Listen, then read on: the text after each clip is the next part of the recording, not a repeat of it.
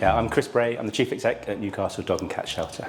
So the charity is 126 years old this year, and we're based in Long Benton. So at our heart, we're an organisation that rehomes predominantly dogs and cats across the North East. Back in 1896, it was Colonel Blenkinsop that started up the organisation because he was aware of a need. There were dogs, particularly in Newcastle area, that were stray and needed rehoming. So it came from, that was the initial start of the organisation. And then we've had various manifestations over the years, which has brought us to the site here in Benton and our arrival site over at Claremont Road. So we've just got through the pandemic. As an organisation, we need £1.2 million per year roughly to survive. Most of our money comes through legacy giving, so very generous people that have left us a gift in their will. But we also raise funds through 2 shops and fundraising, for example, black tie events like Paws and Prosecco. We also do Great North Run, and we raise money through a variety of other events at the shelter and through donations that come in from the very generous local community. So the website is an easy one, dogandcatshelter.com. On our front page are all the ways in which people can support the shelter. The one that I would encourage people to use is our lottery, our mobile lottery, which is £2 per week. It's a really good way of supporting the shelter and helping us out. Usually around about 1,000 animals are rehomed in one way, shape, form through the shelter. So it's a big number. We don't rehome as a shelter over Christmas because Christmas is a very difficult time. Families get together, there's a lot of disruption. So we wouldn't, as a shelter, rehome over that time. But there is that saying about a pet is not just for Christmas, and it's very much true. So we tend to find that in the new year, it doesn't always work out if you have got a pet over the Christmas period. So it's not unusual for us to be the recipients of people's pets where it hasn't quite worked out. It's a big commitment, whatever the animal, that could be a dog, a cat, or even a goldfish. Research, think about it, think about your time commitment, what you have available to give. Have a look online, talk to friends. If they've got a pet, have a chat with them about the commitment that it is on them. Think about the financial considerations to that, and think about your work circumstances, because that tends to be the reasons why people give up pets, is either finances or work circumstances. So be really very serious about what you're undertaking. One area that we have worked on recently is around food banks. So we get a lot of generous donations from the public, which is food. So if we can't sell the food in our shops and we don't need it ourselves, we will try and redistribute it through the food banks. The reason we do that is because if there's an animal, a puppy or a dog, a cat in a home, and the only reason that somebody might want to donate it to us to rehome is a cost situation, if we can get them food, then that solves the problem. So we would much rather that the animal stays where they are rather than coming through the shelter system. So that's working really well for us at the moment. So I joined the shelter in January 2021. So COVID had effectively not quite been and gone, but it had a huge impact on the shelter. We closed effectively, other than to care for the animals.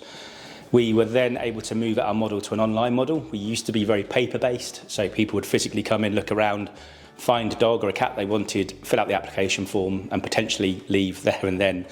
That will change through COVID. It's an online application. You can still fill out your paper if you want to, but predominantly our rehoming processes now are through online. So that was that, but also fundraising, as every charity has found the impacts. We're no different. It's really had quite a devastating impact on our ability to raise money, but also because we were not out in the community, our brand awareness and people's awareness of the shelter has diminished as well. I think historically we've had runs where we've had staffies, and now currently we've got quite a lot of greyhounds, and they always usually have specific needs. So a specific breed suits a specific home. So it can be quite tricky. But also we get a lot of crossbreeds here, which are amazing in their own little way. But with that, they usually have a few quirks that are associated with them. And again, the gift is trying to find the right home for the right animal. We think that with the right ask, people are generous. So before Christmas, we launched Warm Paws, which was a campaign around keeping the shelter warm because our energy costs are going up significantly. They are roughly £50,000 per year currently.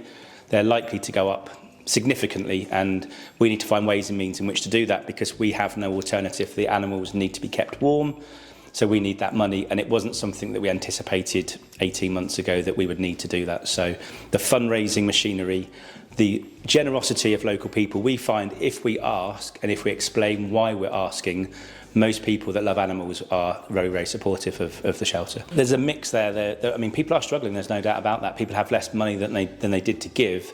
I think then people make their own choices about where they want that money to go. we still find that people are very generous when it comes towards donating towards animals. But inevitably, other charities, other organisations, everyone's fighting for a diminishing amount of money.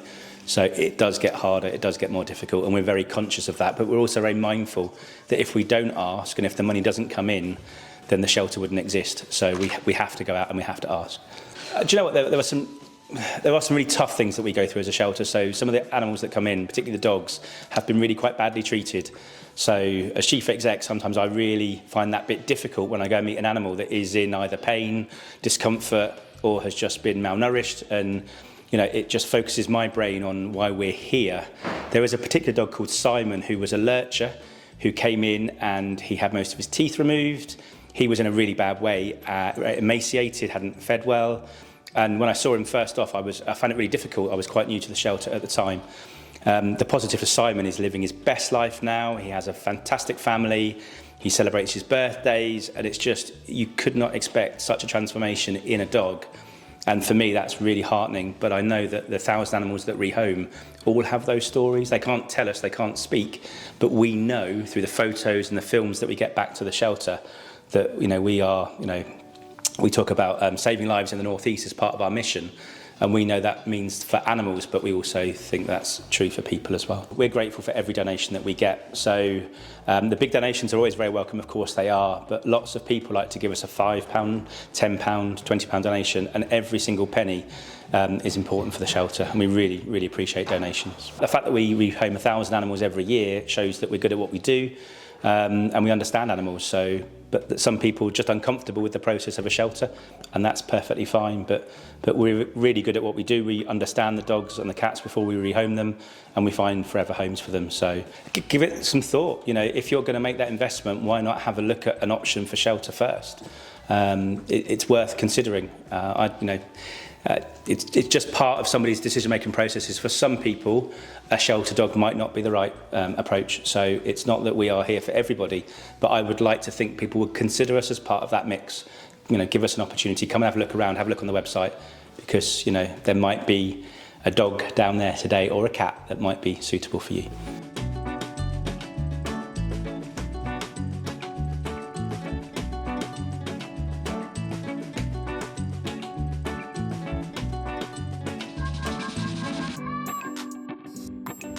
My name is Jill and I'm the Senior Rehoming Manager. So the easiest thing to do is head to our website. All of the animals we have looking for homes are posted on our website. It's updated regularly. All of the animals have a little bit of information on them, what type of home they're looking for, a little bit about their personality, and they all have an application form attached. That gives us a ton of information about you and your home and your lifestyle. They all come through to our rehoming team. We work our way through those applications and we reach out to whoever seems to be the most suitable match for that animal. We will then get in touch with you and start interviews and inviting you down to meet the animal. Alternatively, for anybody who doesn't have internet access or who doesn't feel very confident using the internet, we are open every Friday, Saturday and Sunday from 1 p.m. till 4 p.m, where you can visit site, have a look around, and we have paper applications here. So you fill in your application and then the rest of the process goes the same way. There's an animal out there for everybody. Frustratingly, we do know that families with young children, sometimes it takes a little bit longer for those guys to be matched up with an animal. We have to err on the side of caution. Sometimes we don't have a great deal of history on these animals. They may have come in as strays, so we've got to be very careful where we place them. We do get animals who are suitable for families and suitable for young children, so patience is a must, and we have to beg patience, but we promise we try very, very hard.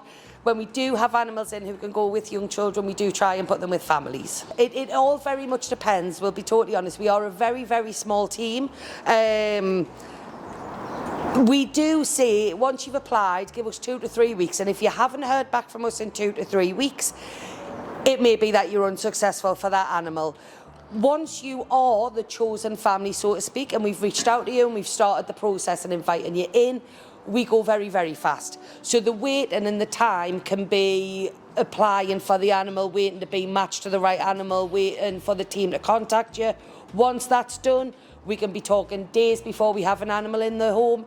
It's all very specific to that animal. Shyer animals will need a few meet and greets, a couple of socialisations.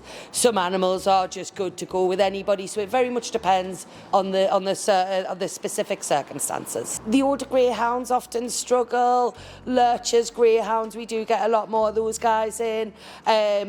And they do tend to spend a little bit longer. It can often be more down to personality, so the dogs who have more restrictions on them, they can take a little bit longer. You know, if they're looking for a very specific home, that can lengthen their stay a little bit. But yeah, sadly, the sight hounds do stay here a little bit longer. Gone are the days when it was the staffies, though. The staffies are very, very popular nowadays, which is lovely to see. I'm sure most of us here nip ourselves daily. We can't believe we get paid to be here. It's amazing. It's a wonderful, wonderful place. And it doesn't matter how many animals you've rehomed, you will never lose that buzz of seeing an animal go home and then getting all the updates of them happy in their home and the animals living their life that we dream of them living. It is the most fulfilling, rewarding job in the world. It's amazing. Sadly, we are really starting to see an impact in the application numbers that are coming in, for sure, have dropped. And we do feel like that has a lot to do with the cost of living crisis. I think everybody is so worried that sadly our animals are starting to be seen as a little bit of a luxury. It's certainly when we have animals who are on specific diets or who have medical issues, so that's going to have an impact on, veterinary costs, and that they can become a lot more difficult. And I think it is plain to see that people are really starting to have to really think about, we might be okay now, where are we going to be in a year's time? And I think the drop in applications has represented that. It kind of goes against everything to us as well, but use your head, not your heart. Be very, very sensible about it. It is a lifelong commitment. The rose-tinted glasses can often come on when we're talking about rehoming. Absolutely understandable. It's animals. We want to help them. But it's very, very real. It can be very overwhelming. Can be quite a rocky road. It can be very, very difficult. It is the most rewarding experience for sure, but it can be quite challenging. Do you have the time? And really think about what type of animal would suit best in your environment. Go into it with an open heart and open eyes, and ride the wave. Always ride the wave. It can be a little bit tricky, but we are here to support and help in any way we can. Ride that wave, stick with it, and hopefully you'll have a very successful rehome.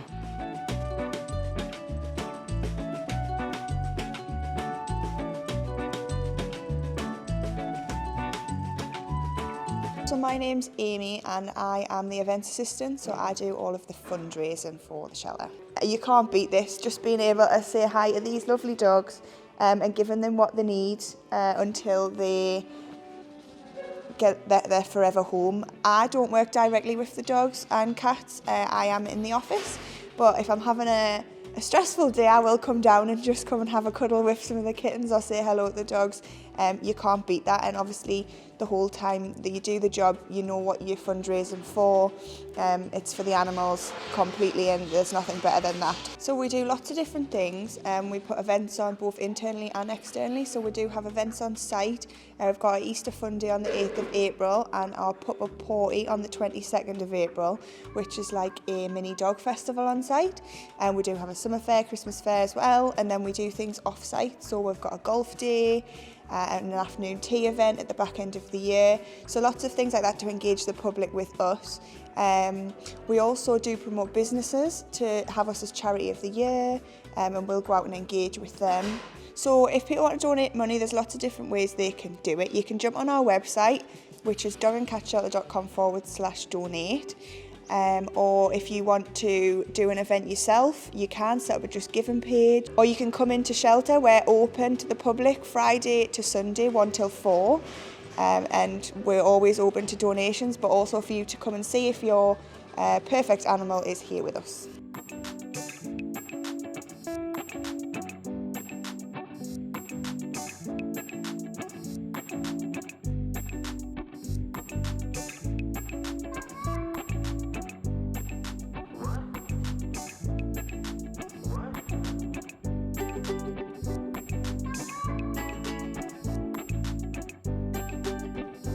So my name is Ethan and I am an animal care assistant.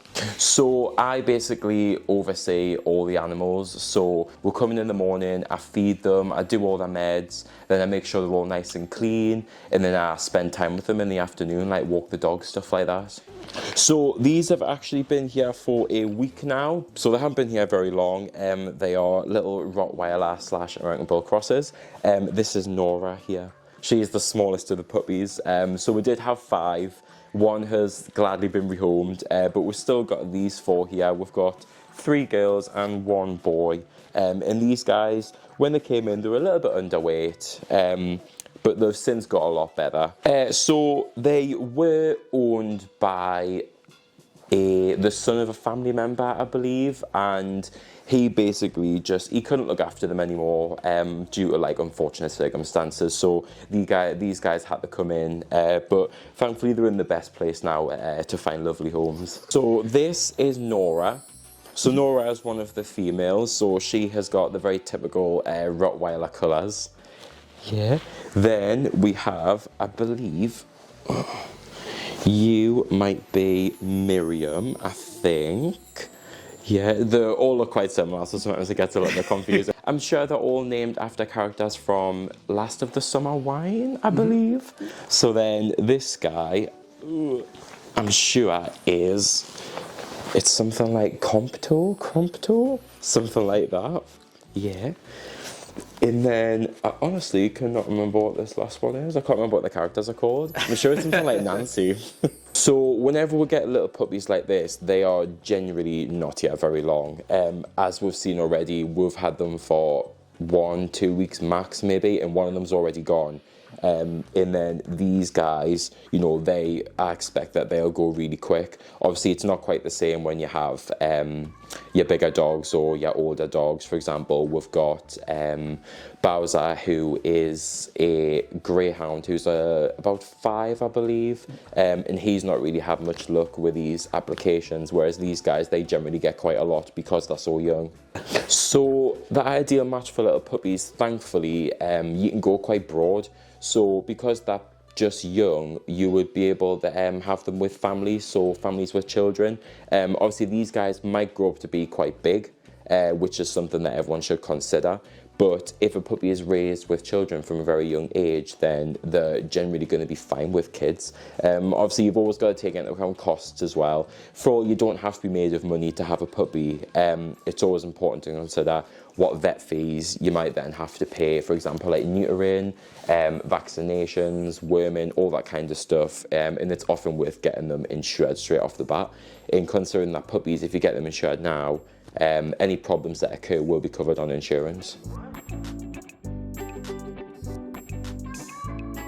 So this is Scar. So Scar is approximately 2 years old, and he's a domestic short hair. So Scar has a little bit of a story. He's one of our longest residents now. He's been here for a very long time. I think it's coming up about 7 months now, maybe a little bit longer.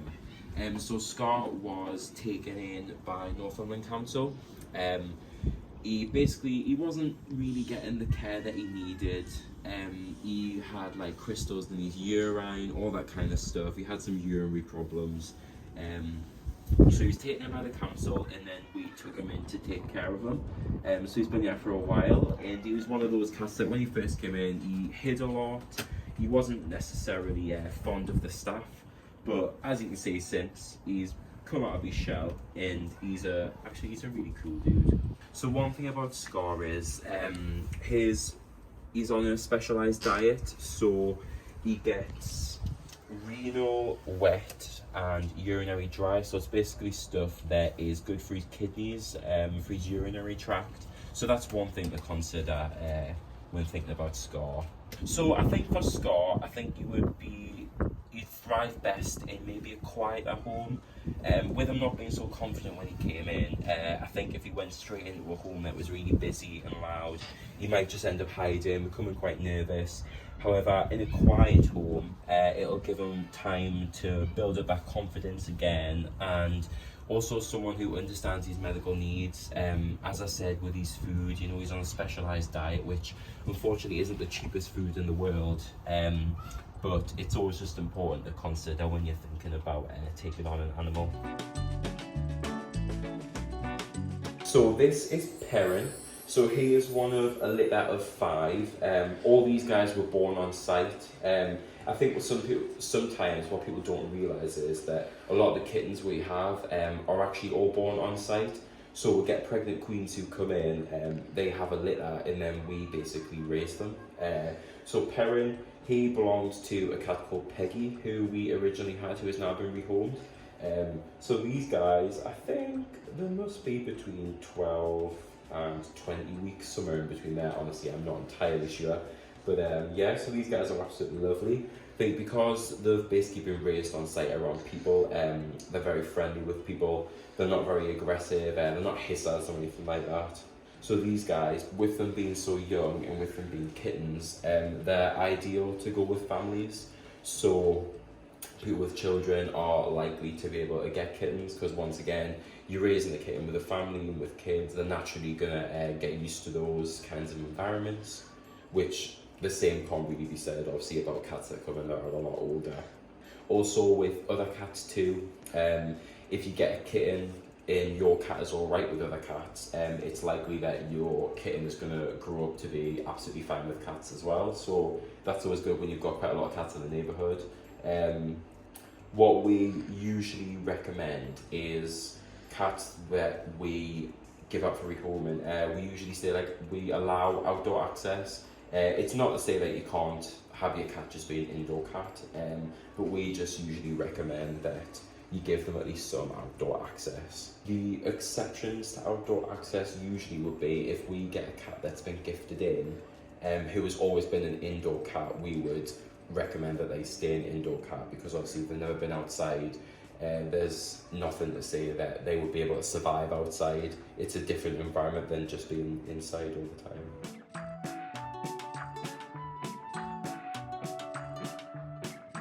So this is Gypsy. So Gypsy is a 5-year-old Labrador crossed with an American Bulldog. So Gypsy came in about 6 months ago now, so she is our second longest resident. She's an absolutely lovely girl. Unfortunately, she was found as a stray and she was never reclaimed, so she ended up in our care. As you can see, she's a bit of a quirky character. She does like to carry her own lead, but she's an absolute gorgeous girl. I mean, she's extremely affectionate. She absolutely loves all of us around here. When she first came in, it was quite different. She was very nervous, particularly of men. So I don't really know whether she'd maybe had some bad experiences before.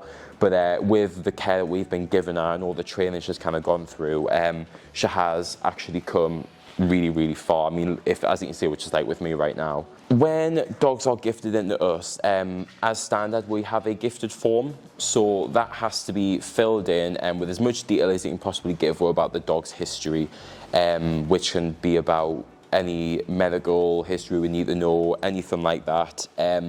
Unfortunately, when they come in as stray like Gypsy, we know absolutely nothing about that dog. You know, we can microchip the dog and try and find its owner, but at the end of the day, there's no one to really tell us what that dog is like, which is why, as standard, when we have gifteds in, we always ask for as much information as possible. It just means that we can find the best home for the dog based on its needs already, and we also then know what to expect from the dog as well.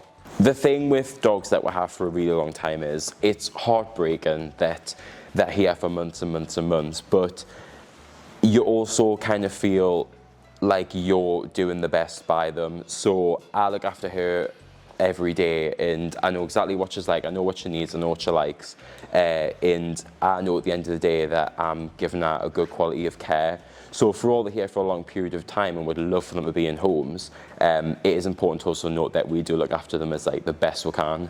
So the ideal match for Gypsy, unfortunately probably no young children, just with her kind of slightly boisterous nature. Come here. She can be a bit of a handful, and she'll need some quite strong and confident owners to take her on. Just people who kind of maybe know what they're doing with the breed, because her cross with an American Bull and a Labrador, she's going to be a dog that needs quite a lot of stimulation, maybe quite a lot of enrichment, a lot of exercise. And the best owners would be people who can dedicate a lot of time and resources basically to her. Gypsy is an absolutely gorgeous girl. As you can see, she is such a little sweetheart. She always rolls on her back like this for people that she likes. She always really pulls really funny faces as well.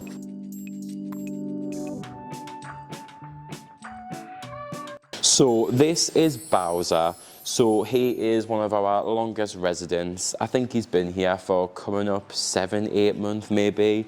He hasn't really had much luck, bless him. He is a ex-racing greyhound, and him and a load of other ones came in at the same time, but unfortunately Bowser's still here. He's an absolutely lovely lad. He was a bit shy and nervous when we first came in, but he has come out of his shell a lot now. The only really thing worth mentioning is we do have to muzzle the greyhounds when we walk them. It's not because they're aggressive, it's just with them being ex-racers, they've got a very high prey drive. So if they see anything like a rabbit, squirrel, a cat, anything like that, they do kind of have the desire to chase them. So that is the only reason we really put them on. But that's, apart from that, you know, he's an absolutely gorgeous boy. Yeah, I mean, I think there's a variety of reasons. So sometimes, obviously, once they can't race anymore, they may necessarily not be useful. What might happen is, after they've been racing, they might get injured, and it means they can't race anymore.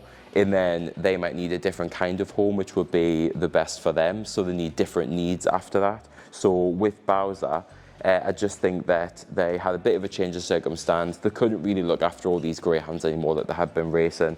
So he had to come here, which for all it's a fantastic place for him to be. Where he really needs to be is in a home. So elderly dogs are a bit of a difficult thing to get out of the shelter. So I think some people come in and think, oh, well, you know, it's an older dog, like it might not necessarily live as long, or if they've got a family, they might think, oh, you know, getting a puppy is a lot easier because we've got children.